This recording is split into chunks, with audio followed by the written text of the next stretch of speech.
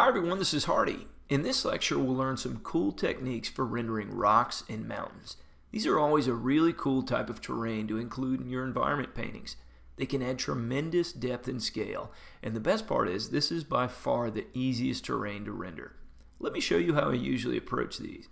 I've got a simple scene set up here. Again, we're basically just starting with some atmospheric perspective and some basic shapes. Now, I'll start dropping in some custom shapes with rocky textures. If we hit Command T and use all the different transform functions such as distort and warp, we can reshape these rocky custom shapes to fit just about any perspective plane. Look at how much instant depth and interest these shapes create. It's amazing. I'll apply some shapes to the near rocky elements, but it works just the same way on this mountain out in the distance. In fact, it's amazing how you can often use the same custom shape multiple times, but because we transform and warp things so much, you don't really need to worry about it looking repetitive.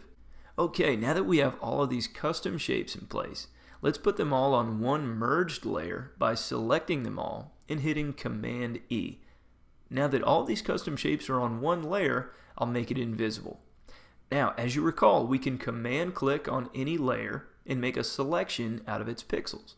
Now that we've selected all of these custom shapes, I'll hit Command H to hide them, and we can start painting inside of these really cool selections. It's like magic. All of these amazing rocky details start to emerge.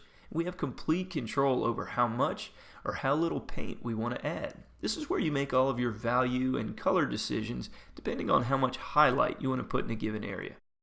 Your clients will think you've spent hours agonizing over every crack and nook in these surfaces, but it just takes a few clicks. One other variation I'd like to show you is how to use the lasso tool for a slightly different effect. Sometimes our images call for some specific rocky planes to catch some light.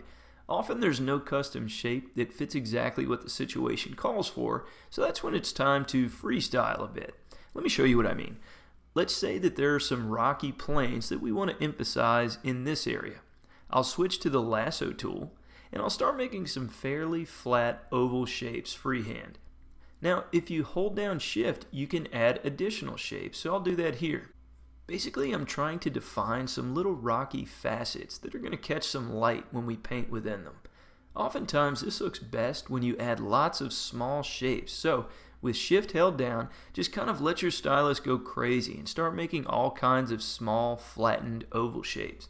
We aren't even really that worried about what these will look like, so be free and expressive, but try and have them all basically oriented in the same direction, which will be the light source.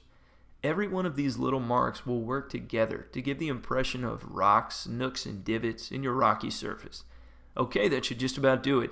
You can now release Shift. Don't worry, your selections will remain, but we can hide them by hitting Command H so that they won't be a distraction. Now, just like we did before, let's use our brush tool to paint softly within these selections. See how all these cool little details start to emerge? This is a really nice way to add a very customized detail area to any rocky surface. Okay, that about covers my techniques for rendering rocky surfaces. An amazingly powerful and easy method, so I can't wait to see what you're able to come up with.